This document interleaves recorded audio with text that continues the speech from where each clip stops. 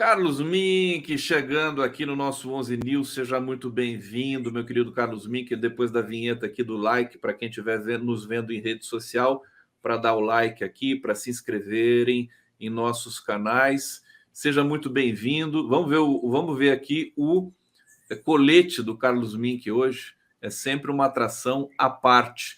Querido Mink, seja bem-vindo. Tá aí, eu vou pedir para você agora reagir aos comentários tão carinhosos do Roberto Tardelli com relação à sua pessoa, que realmente a gente sempre tem muita felicidade em receber e conversar.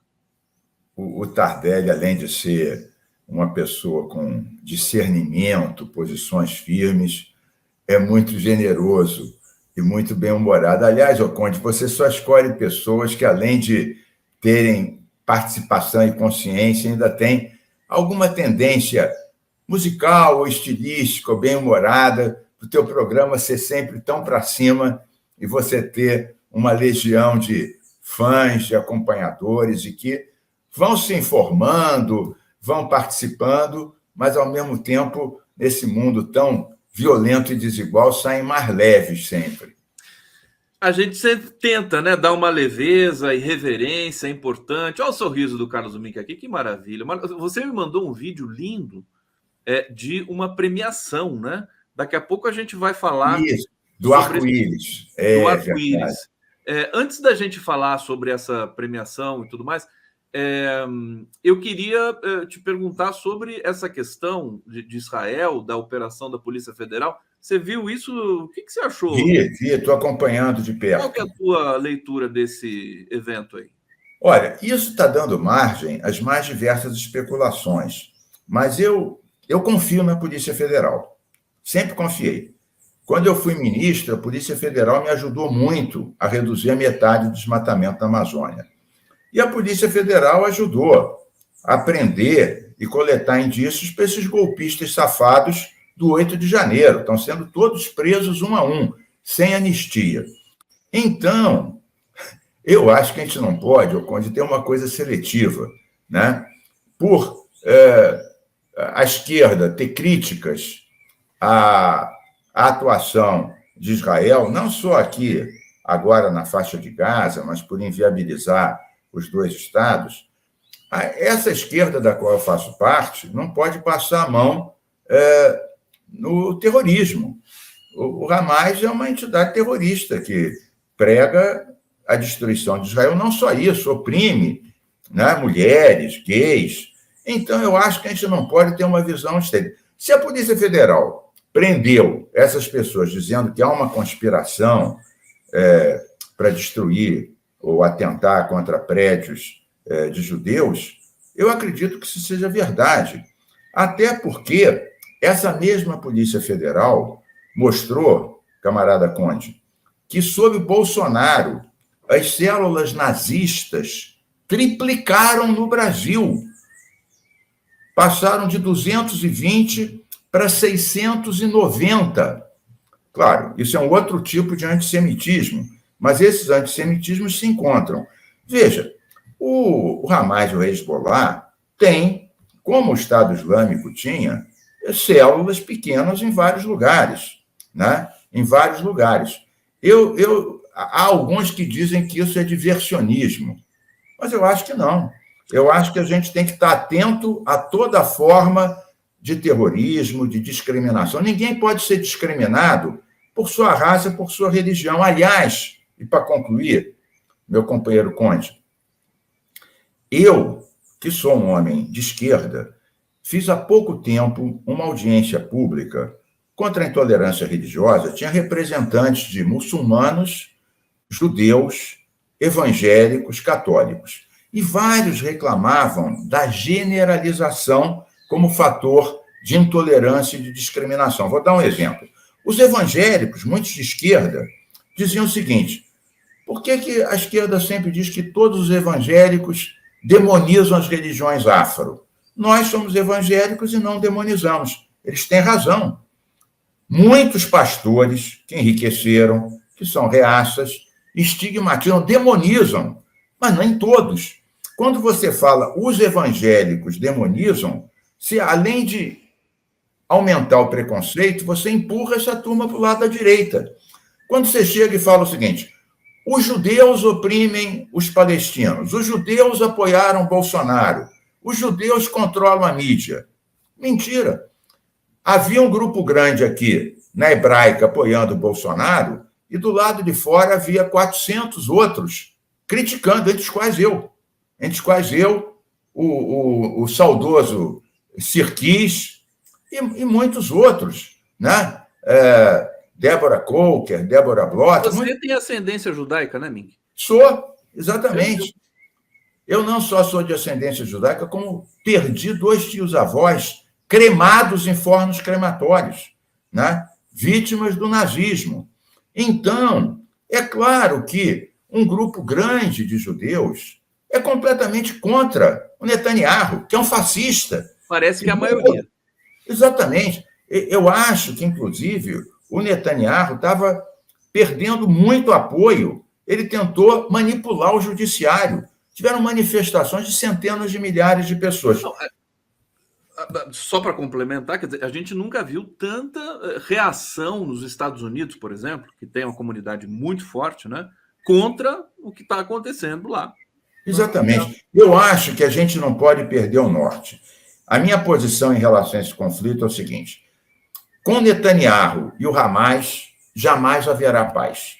A gente tem que banir o Netanyahu e todos aqueles que estimulam os colonos a ampliarem as suas ocupações na Cisjordânia. Então, agora ameaçando, matando palestinos é uma coisa inaceitável. E também rejeitar o Hamas, o terrorismo e a opressão. Isso só tem solução com 2 estados. Só tem solução com respeito. Inclusive, é bom que se diga que lá atrás o Al-Fatah ele fez uma aproximação e quase se chegou à paz. Inclusive, o presidente de Israel, que estava junto com o Yasser Arafat, chegando à paz, foi assassinado Yitzhak Rabin, por direitistas judeus. Sim. Então, você veja como esse assunto é complicado. Então, eu sou muito firme contra o bombardeio, contra a expansão, contra tudo isso, mas acho um absurdo setores da esquerda tangenciarem o antissemitismo com a generalização. Né? Aliás, não é verdade que todos os judeus apoiaram o Bolsonaro. Inclusive, a gente tem muitas e muitas manifestações de judeus americanos, brasileiros, espalhados pelo mundo, e também no próprio Israel, se contrapondo ao que está ocorrendo agora, pedindo cessar-fogo, etc. Exatamente. Meu querido, deixa eu trazer aqui comentários. Vamos voltar. Isso. Tem muita coisa aqui para a gente falar. O Fernando Bai está dizendo: quantos ministros do STF são judeus? Eu não sei responder isso. Olha, eu acho que tem relevante seria isso. Oi? Pelo menos 2, né? Menos 2. O Fux, o outro eu não sei se é exatamente judeu. O Barroso, eu acho que ele tem uma mãe judia. Agora também, no PT e no governo, tem também judeus. O Jacques Wagner é um judeu, o Tasso Genro é filho de mãe judia. E são judeus de esquerda e progressistas. E é bom que se diga, eu não sei qual foi exatamente o objetivo dessa pergunta, mas sinto por trás disso uma ideia de que teria mais judeus do que o deveria. Eu não tenho a menor ideia qual é a religião dos outros ministros do STF. O importante é que eles sirvam as suas funções, porque, obviamente, tem muitos ministros, como esses indicados pelo Bolsonaro, que não são judeus, que são, pelo visto, terrivelmente evangélicos, e têm feito um monte de lambanças servindo ao fascista que os indicou. Bom, vamos lá. Carlos Tinoco está aqui. Grande Condão só convida gente ótima e bem-humorada. Mink, Tardelli. Mas você acha que eu sou bobo? Eu não nasci ontem. Tem que convidar gente assim, dessa excelência e dessa irreverência. Só para complementar aquela informação da Polícia Federal, quer dizer, o Flávio Dino, ministro da Justiça e Segurança Pública, publicou um tweet hoje, né? dizendo que a Polícia Federal tem que investigar. Se recebeu a denúncia, tudo mais, tem que investigar. Agora, se isso vai se comprovar depois, é uma outra história, né? E a gente vai ficar acompanhando isso aqui. Mink, ontem foi aprovado no Senado a reforma tributária.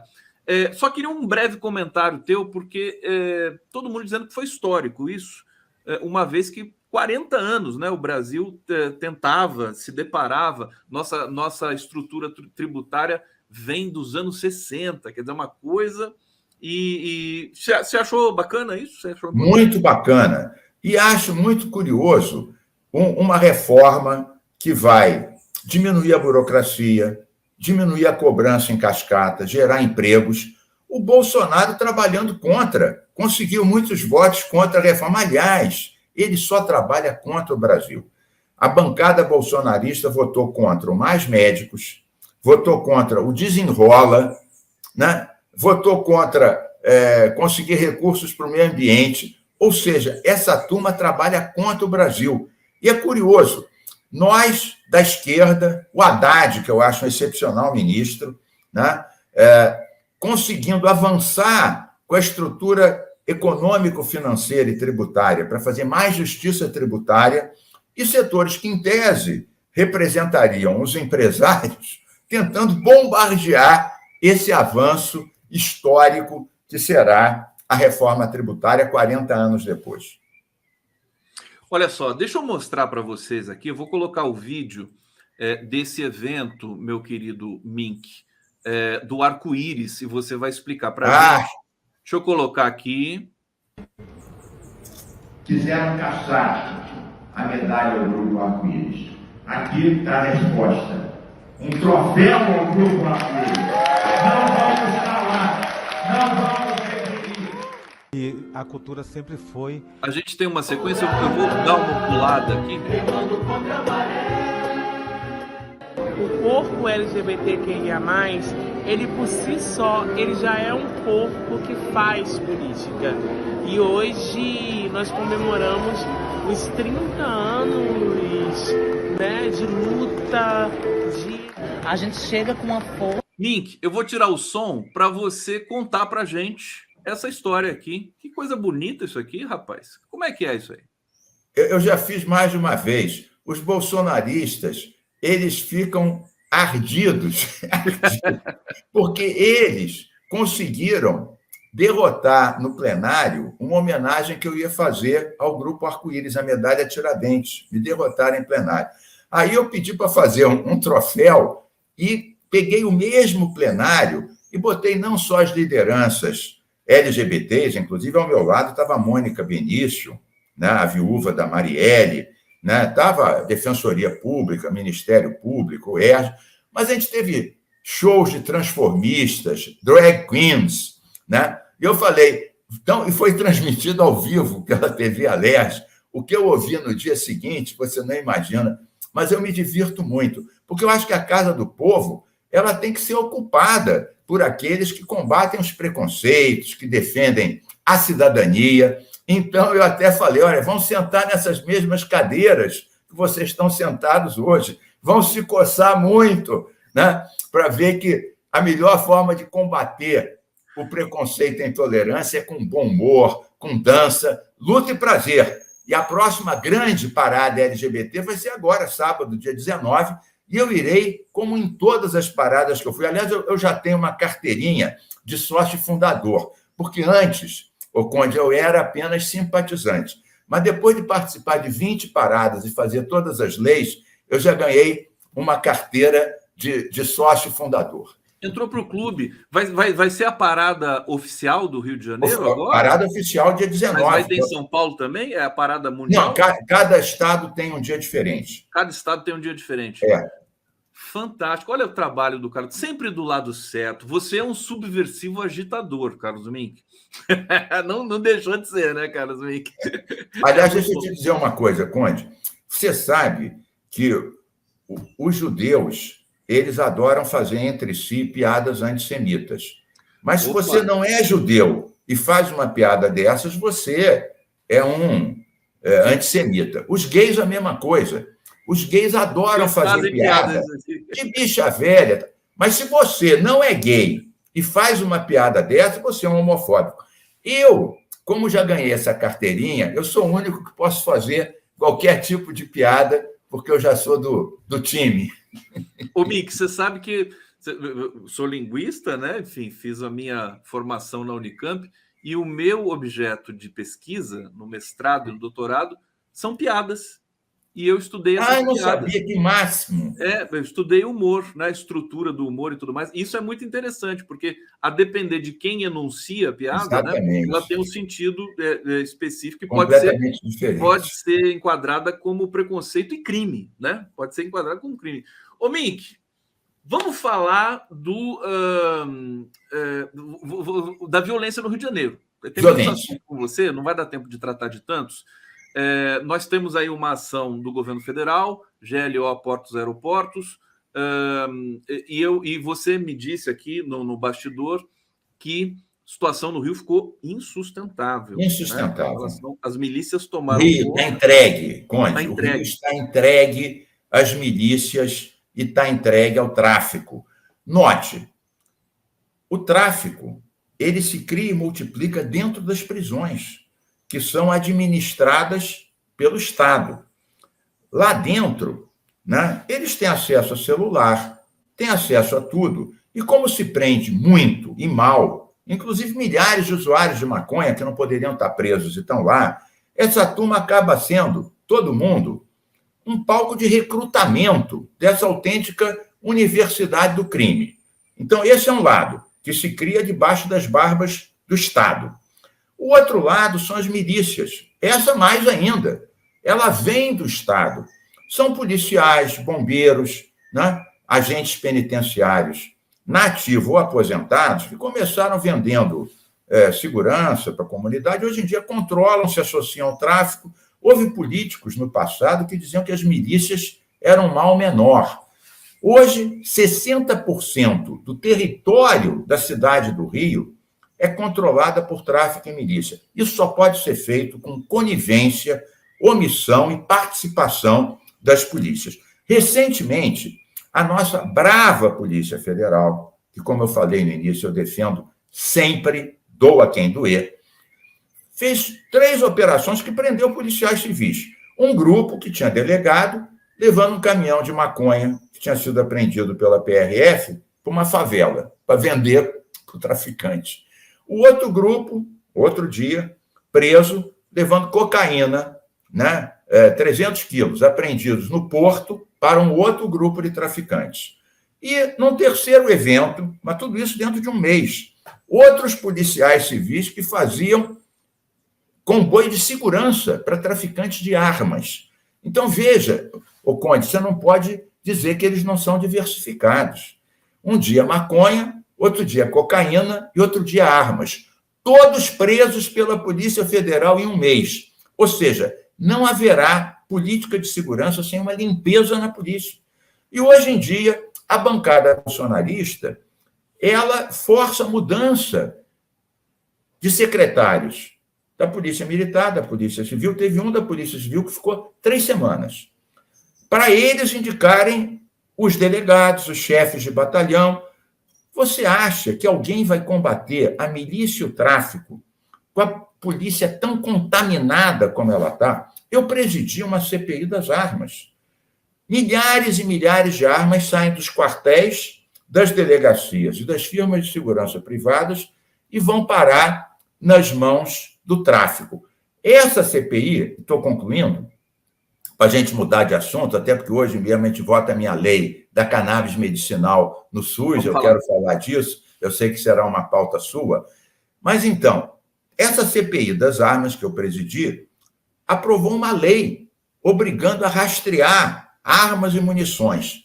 Você sabe qual foi o único deputado, na época, que votou contra a lei? O então deputado Flávio Bolsonaro. O argumento dele entra na tua linha de humor. Ele falou assim: esse Mink sempre persegue a polícia. Devia de rastrear e numerar as armas do tráfico. Aí eu peguei a palavra, não aguentei e falei: o deputado Bolsonaro está coberto de razão. Vamos ver como é que isso aconteceria. Senhor traficante, o senhor me empresta o seu fuzil, eu vou botar um chip nele e lhe devolvo para o senhor continuar o seu trabalho. Todo mundo caiu na gargalhada e nós aprovamos a lei com um voto contrário, que foi o voto do então deputado Bolsonaro. Não preciso dizer por quê. Ele tinha muitos milicianos no seu gabinete. Não precisa falar mais nada. Aliás, aquela resposta do Dino quando foi numa comissão... Fantástica. Eu não sou amigo de miliciano, não emprego miliciano. Não homenageio, não sou vizinho, não tenho nada a ver. Mas, aliás, o Dino só brilha. O Dino é nosso... O Dino brilha de fato. Meu querido Carlos Mink, olha só, vamos falar da cannabis, do cannabis no SUS. Mas antes aqui, comentários, olha só, Anselmo Coyote, off-topic. Conde, ouvi muitos pocket shows ontem. Eu fazia um pocket show tocando violão, não sei se você chegou a ver, sim, junto com o Leonardo Atush, e fazendo análises semióticas das canções. Era uma delícia fazer isso. MPB. É maravilhoso. Vou voltar a fazer. Aula musical. Vou voltar a fazer, vou te chamar para estar junto. Eu sou meio desafinado, mas eu batuco e danço. Já posso fazer alguma coisa. Dança mesmo, que no TikTok o Mink está lá em todas. Aníbal, é isso mesmo, tem Oliveira. A Amazônia está sendo exterminada, Pantanal, os animais sendo queimados, 3,9 bilhões foram retidos dos hospitais, livros de auxílio, gás, e os velhotes aí preocupados com o LGBTQ. Mano, que coisa... Eu peguei aleatoriamente esse comentário. Não, mas eu quero responder. Responde. Rapidamente. Deixa eu dizer. O mundo não tem uma janela só. Nós temos que atuar em várias áreas. A gente combate a violência das milícias, combatemos e apoiamos os LGBTs, né? Somos contra a intolerância religiosa, tenho leis pró-saúde, banimento do amianto, e, claro, defendo muito a Amazônia. Eu tive há poucos dias atrás com o Mercadante, que é presidente do BNDES, para que ele use mais, ele concordou, meu companheiro, os fundos que eu mesmo criei quando fui ministro, Fundo Clima e Fundo Amazônia, para prevenir queimadas, né? Essa seca enorme, reflorestar os manguezais, proteger as nascentes, e o Mercadante disse, ok, vamos reativar esses dois fundos que durante Bolsonaro e o sinistro Salles foram desativados, fundos de milhões, bilhões, para proteger a Amazônia, comunidades indígenas e reservas extrativistas. Cada vez que a gente toca num ponto, alguém diz, você não está falando do outro, mas a gente fala de vários, de um de cada vez.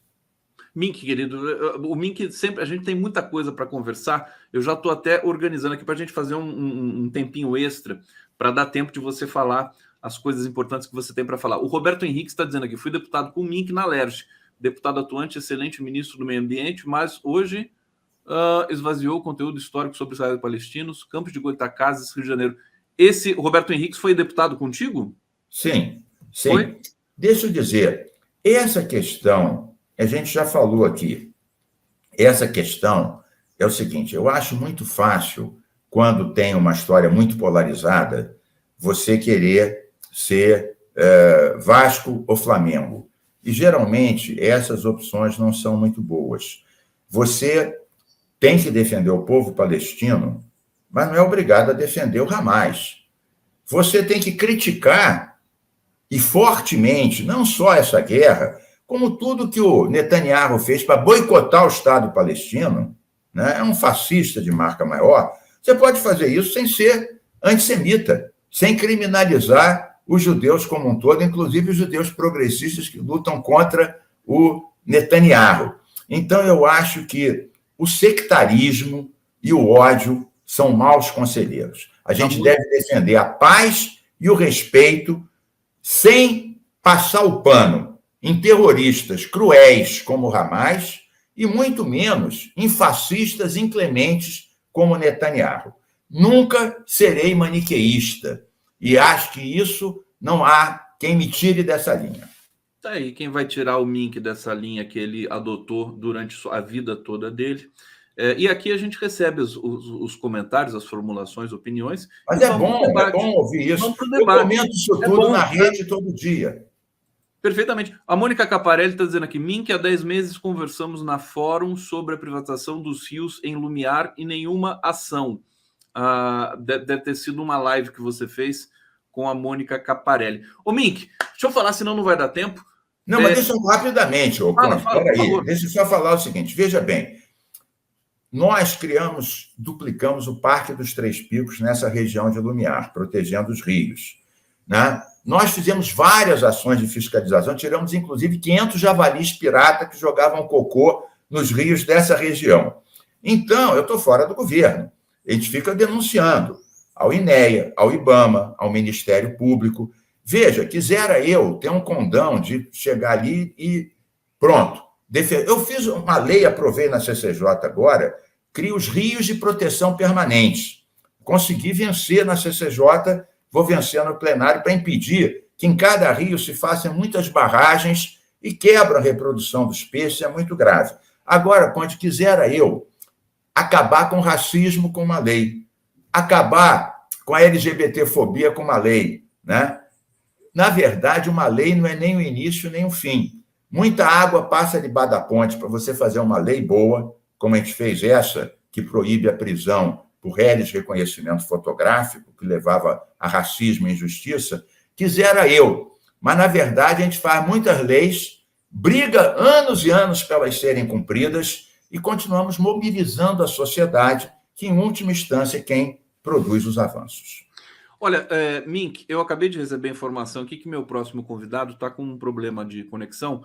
Você pode esticar comigo aqui? Claro. Porque eu acho que, inclusive, a gente aproveita, porque você sempre vem aqui, tem muita coisa para falar. Muitos temas. Muitos temas, e o pessoal adora te ver aqui. A gente está, inclusive, com uma audiência fantástica. Eu agradeço a todo mundo que está nos acompanhando. Estamos em TV aberta aqui na Grande São Paulo, também na rádio FM Brasil Atual, na Grande São Paulo, 98,9, e na TV Quirimurê, na Grande Salvador, Bahia, para quem eu mando um grande abraço.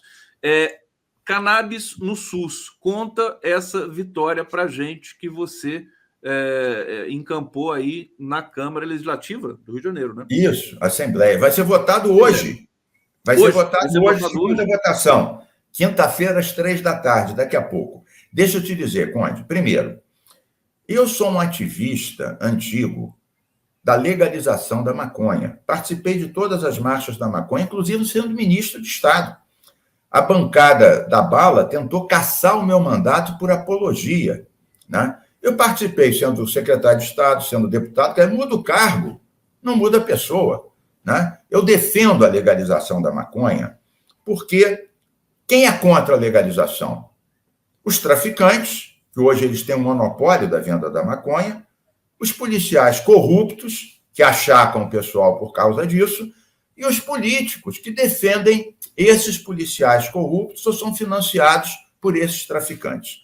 Eu defendo com consciência a legalização da chamada uso adulto ou recreativo da maconha. E defendo há muitos e muitos anos o cannabis medicinal.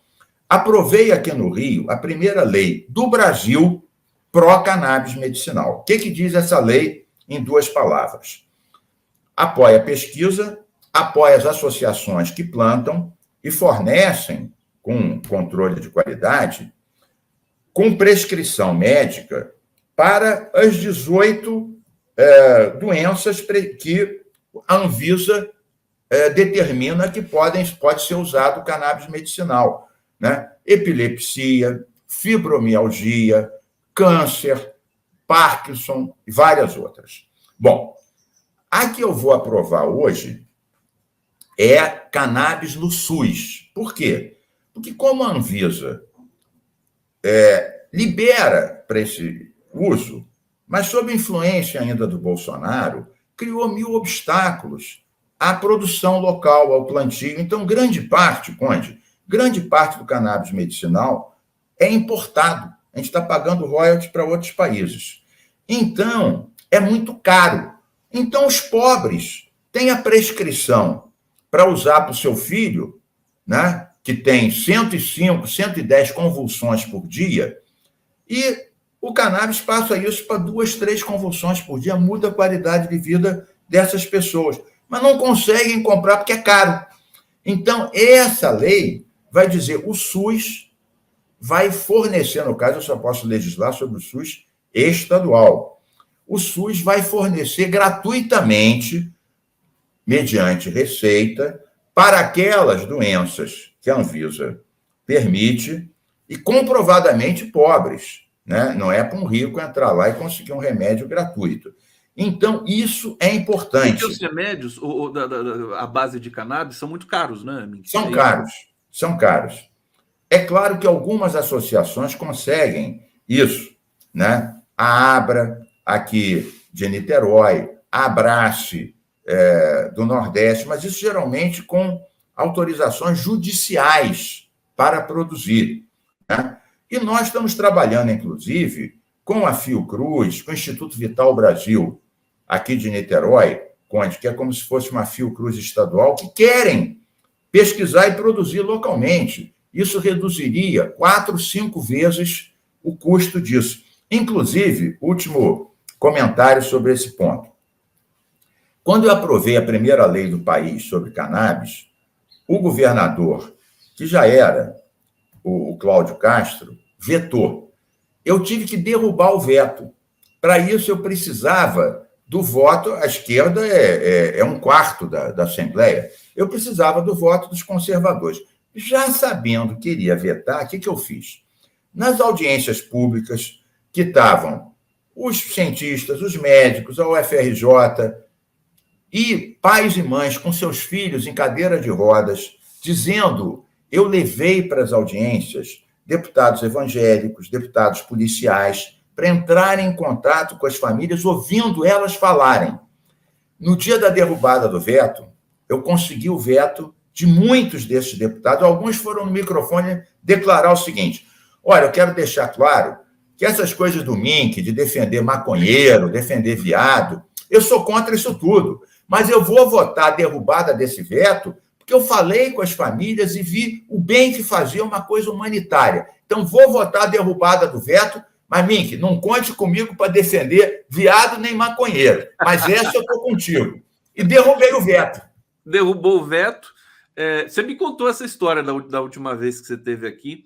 Aliás, eu quero destacar o seguinte: o Mink me falou ainda no ano passado, você veio para o meu programa, e as questões do garimpo, aí a gente ainda estava no governo Bolsonaro e tudo mais, Sim, você sim. falou a seguinte frase assim: garimpeiros tremei, porque estava vindo o novo governo. Tudo se confirmou, né, Mink? Exatamente. Isso foi uma das coisas, assim, uma das primeiras medidas do governo Lula para salvar o povo Yanomami foram aquelas operações de desintrusão, de destruição, inclusive, das dragas deles, do material. Aliás, isso foi possível por causa de um decreto que eu preparei, o Lula assinou, que regulamentou a Lei de Crimes Ambientais e permite a destruição de equipamentos que são usados para o crime ambiental continuado, como tratores, caminhões, adragas, etc. E isso foi fundamental. Então, esse foi um orgulho. Eu participei do grupo de transição do governo Lula, junto com Marina, Isabela, Jorge Viana, e uma das grandes recomendações, em dezembro, quando estava um pouquinho antes do Lula começar o governo dele, ele já tinha ganho as eleições. Uma das principais medidas que a gente propôs foi a defesa dos Yanomami. Mas, veja bem, tem outros povos indígenas que estão com o mesmo problema e agora estão havendo ações com a Polícia Federal, o IBAMA, o ICNBio, a FUNAI, porque não é só o Yanomami, tem várias outras. Claro. Aliás, alguns garimpeiros saíram daqui e foram para outra. Foram para outro lugar. Agora, não, o que me impressionou naquele momento que o Lula viajou para o território Yanomami e tudo mais, para Roraima, foi que eles conseguiram fazer desintrusão um tempo recorde, em um mês, 20 mil garimpeiros tinham sido ali expulsos daquela região, evidentemente com o problema colateral deles irem para outros lugares. É um problema social, é um problema, enfim, precisa ser estudado e lidado com muito cuidado, né, Mink? Mas, e a gente viu a sequência dos trabalhos, né, as explosões das dragas pelos rios ali, pelo Tapajós, por outros rios aí, em que eles estão ali embrenhados, garimpeiros, madeireiros, grileiros, né? E foi muito forte. Agora, eu queria trazer também para você a questão da seca na Amazônia. Você, inclusive, falou também aqui no bastidor sobre a possibilidade de usar o Fundo Amazônia E o fundo para essa clima, questão. para Olha, quem está prevenir, é chegando aqui verdade. para dar um oi para a gente aqui, o Luiz Nassif, ó. Olha, Deixa eu Nassif. colocar o Nassif aqui. Olha Tudo só. bom, Mick? Ô, Nassif. Nassif, meu companheiro. Quanto tempo, meu? É verdade. Eu acompanho. Antes de eu Essa fazer- história das redes é ótimo, porque você fica acompanhando, vendo a pessoa falar e não imagina que está tanto tempo sem ver, porque eu vejo sempre o Nassif poderoso, combatendo de forma inclemente os predadores, os fascistas, sem papa na língua, como é o Nassif. Ô, Mink, Opa. antes vamos segurar essa questão da seca no norte, porque eu vou passar para o Nassif aqui para ter uma interlocução de vocês aí. Vai lá, Nassif. Então, essa discussão do Mercadante, da Petrobras e da Marina, como é que você está vendo, Mick? Olha, nesse caso, eu acho que o IBAMA está certo, porque o IBAMA é um órgão técnico. Nassif, se o IBAMA fosse xiita, a gente não tinha pré-sal. Todos os postos do pré-sal, aqui em frente da Bacia de Campos, Macaé e de Santos também, foram licenciados pelo Escritório de Petróleo e Gás do IBAMA, que é aqui no Rio, mas é nacional. Eu conheço. São pessoas com mestrado, doutorado, 20 anos de experiência, padrão internacional. Então, é claro, é muito fácil você dizer, não, ele está sendo, naquele caso lá, está exigindo coisa a mais. Não, está certo. O órgão ambiental não pode ser escravo de uma decisão política. Ele tem que trabalhar... Fala, Nassif. Aí, para uso pessoal que eu digo da minha cidade, Poços de Caldas, que tem um prefeito que destrói árvores lá. Ele acabou com árvores centenárias que tinha numa avenida, daí o pessoal conseguiu entrar com uma ação, o juiz segurou que ele não pode mais cortar árvore lá, ele está cortando em outra região. O promotor é cúmplice dele. Como que o pessoal de Poços de Caldas pode fazer para se defender? O IBAMA tem escritórios regionais, como é que faz? Sim, veja bem, esse caso é recorrente. Eu recebo, volta e meia, denúncias de prefeitos que consideram árvores grandes inimigos. Depois, tiram as árvores das encostas, com a chuvarada as casas vêm abaixo, depois eles põem a culpa da tragédia, Nassif, em São Pedro. Em São Pedro, eles permitem tirar as árvores que absorvem a água da chuva, cujas raízes seguram as encostas, eles impiedosamente passam o rodo em cima das árvores e, quando tem os desastres, culpam São Pedro para tirar o seu fiofó da reta. Então, essa turma está completamente errada. Tem que ter um plano. É claro, uma árvore está ameaçada de cair, você tem que, com autorização lá, tirar essa e plantar outras em lugares adequados. Mas, muitas vezes, essa turma, inclusive, tem empresas privadas que são encarregadas de fazer a poda e corte, que ganham por tonelada. Então, acabam cortando muito mais do que deviam para ganhar um din-din extra. Agora, a tua pergunta objetiva é a quem recorrer, como fazer. Veja, você tem que usar a população para pressionar os órgãos ambientais do governo municipal e do Estado, né? Porque isso, o meio ambiente, ele é concorrente, ele pode ser objeto de ação municipal, estadual e federal. A justiça pode e deve agir, né? Porque hoje em dia, quando você não previne, como há leis estaduais e federais, eu mesmo aqui fiz a lei da Mata Atlântica estadual, que obriga a recompor e pune severamente quem tira. Então, você tem que entrar na justiça, os cidadãos podem entrar com uma ação civil, né? Além de, por exemplo, se um promotor está feito com o prefeito, você pode recorrer a uma instância superior, você pode recorrer ao Procurador-Geral de Justiça ou até ao Conselho Nacional do Ministério Público. Vários promotores cúmplices de crimes ambientais e também de crimes de racismo e homofobia, foram punidos porque foi acionado o Conselho Nacional do Ministério Público. Temos que agir. Nassif, deixa eu só ler aqui comentários aqui do nosso público. Olha só, Valéria Elias. Querido Mink, meu representante da vida toda, pode esclarecer se essa lei vai valer para o SUS em todo o país? Ele já falou que é só para o Rio, né? Obrigado. Eu sou deputado estadual. Pode abrir, é o deputado estadual mais longevo do mundo, né? Eu já tenho uma plaquinha, ô Conde, eu tenho uma plaquinha com número, eu estou patrimonializado, que nem as estantes, os computadores que tem um númerozinho para ninguém roubar. Exatamente. Eu ganhei uma plaquinha de patrimonializado, já fui tombado. Mas escuta, a lei estadual, ela é bacana, ela vale para o Rio de Janeiro, mas outros estados aprovaram essas leis. No Rio de Janeiro, 2 municípios aprovaram a lei do cannabis medicinal no SUS municipal. Foi Búzios e Volta Redonda. O estado de São Paulo aprovou essa lei. O São Paulo aprovou, inclusive, vocês têm em São Paulo um governador que é super direitista, bolsonarista. Quando ele sancionou a lei do SUS, do cannabis no SUS, ele falou, olha, eu tenho sobrinho que se salvou com cannabis, eu vou sancionar essa lei. Mais forte do que as questões ideológicas partidárias, né? Exatamente. Isso é muito legal, hein? Deixa eu só complementar aqui o nosso comentário, nosso público. Sérgio Capilé, nada como uma boa estratégia política, todos ganham.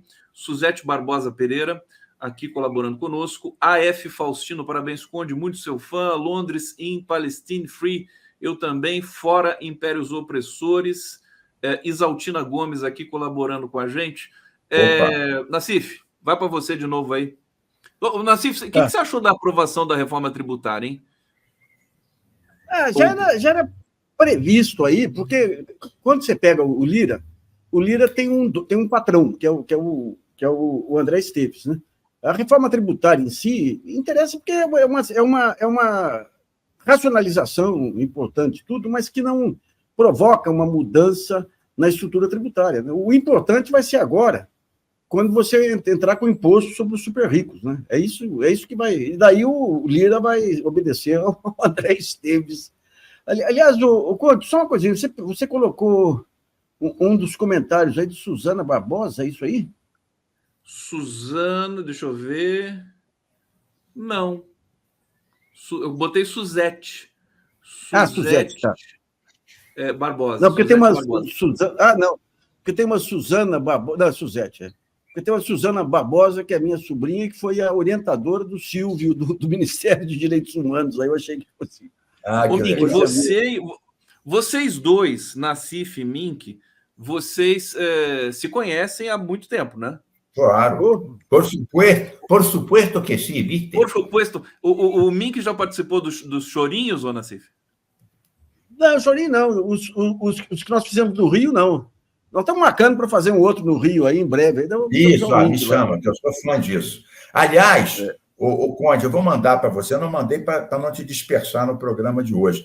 Ontem eu fui para um show do Edu Lobo, 80 anos do Edu Lobo. 80 anos do Edu Lobo. Olha, Zé Renato, Assalmazo, né? Mauro Senise,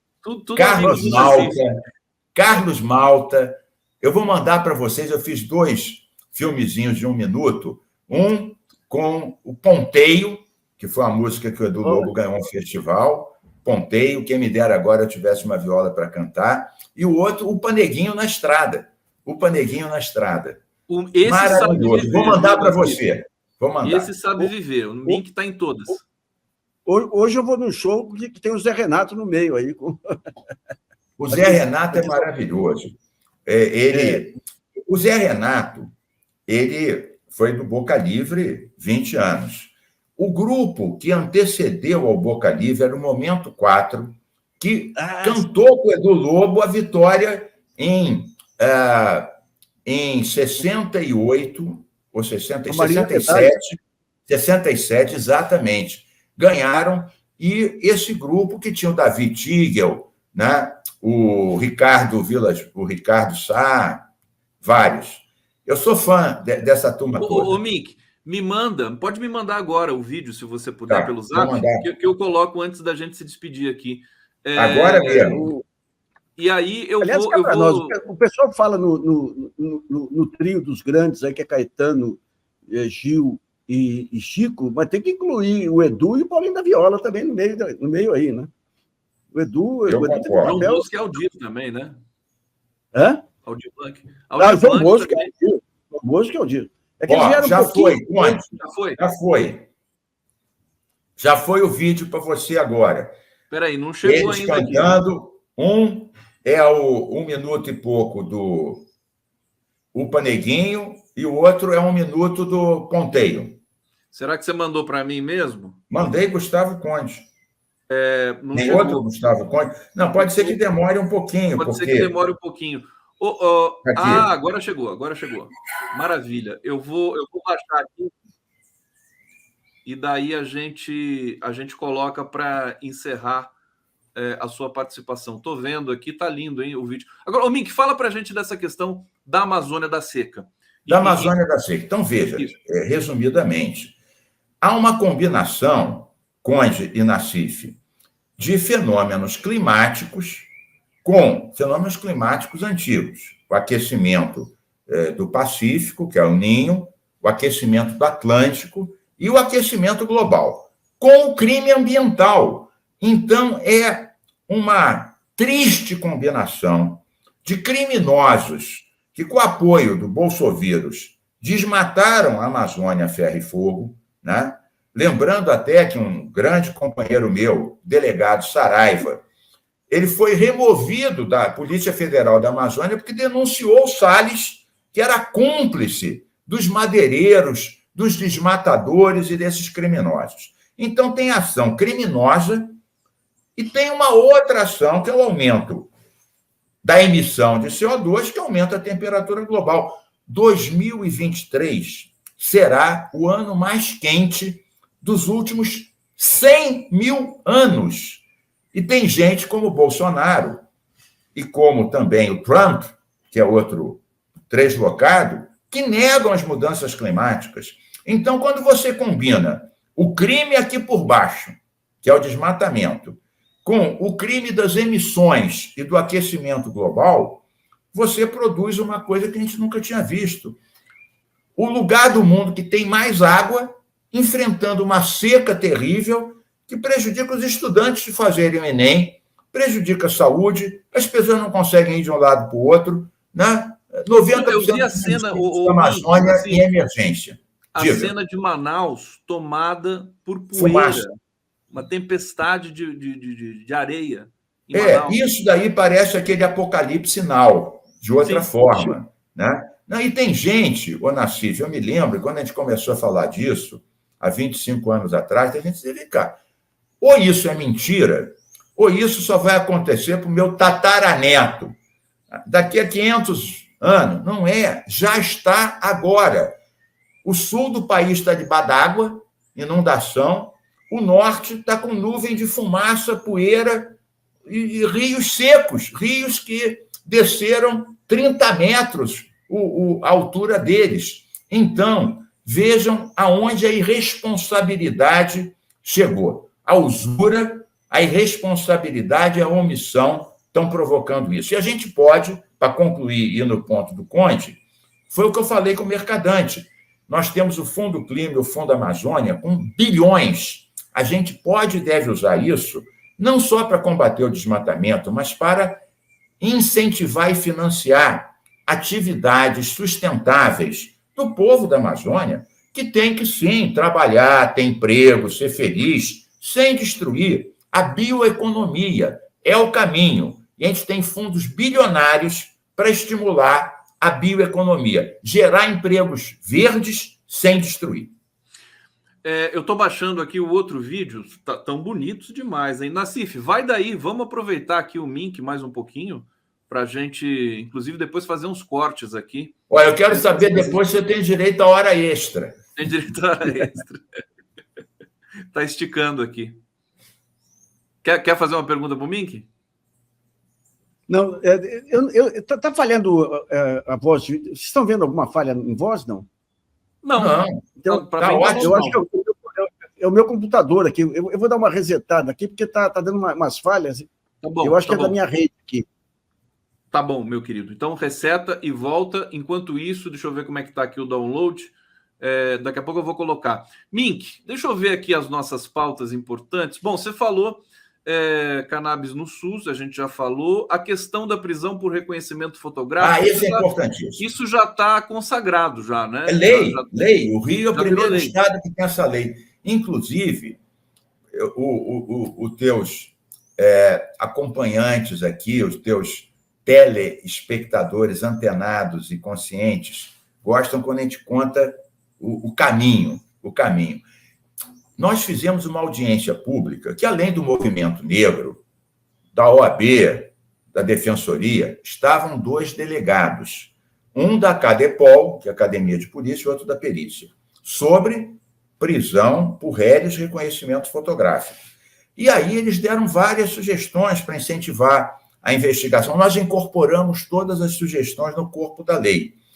Quando a lei passou pela CCJ, eu sou da CCJ, eu até provoquei os bolsonaristas, falando, olha, vocês não defendem a prisão dos bandidos, eles chamam vagabundos, a prisão dos vagabundos. Pois é, réis de reconhecimento, você prende inocente, e mesmo quando o cara é bandido, ele acaba solto, porque não tem prova, não tem a base para ele ser condenado. Não adianta prender, tem que condenar. E por isso você tem que combater não só o racismo, mas a preguiça investigativa.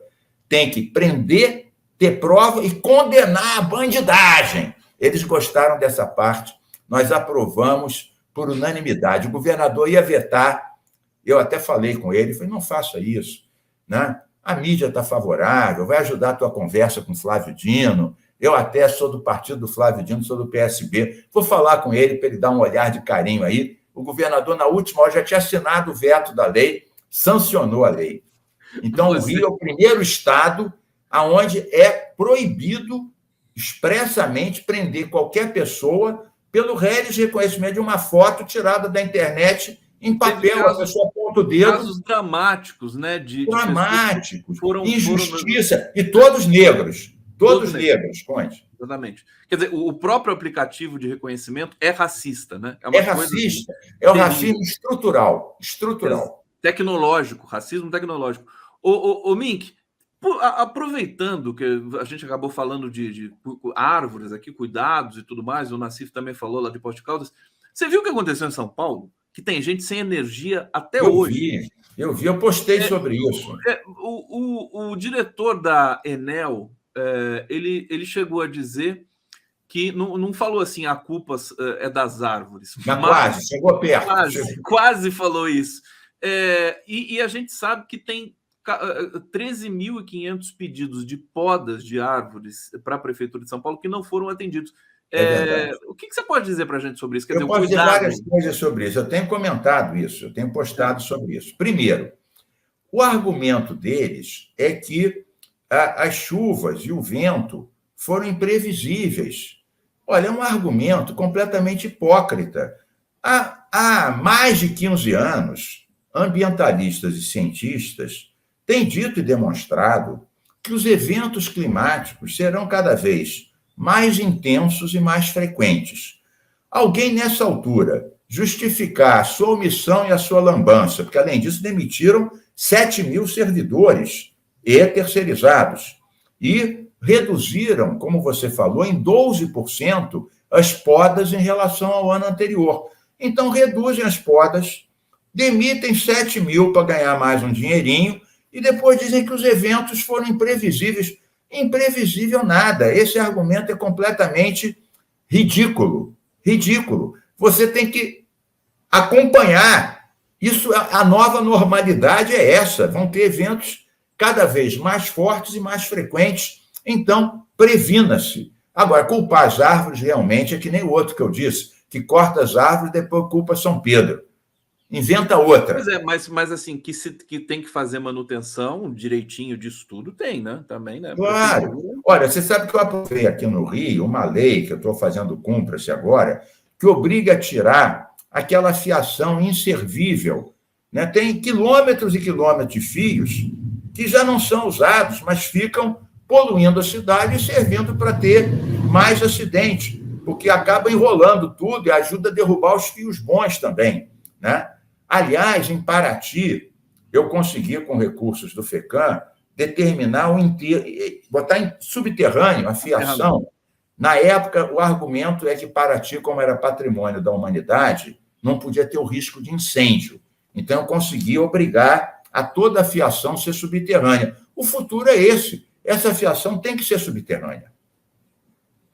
Subterrânea. Meu querido Carlos Mink, agradecer demais a sua presença aqui e ampliada, né? Ampliada durante o nosso papo.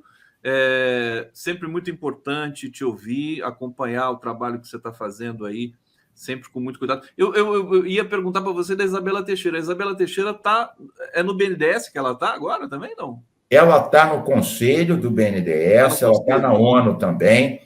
Ela foi minha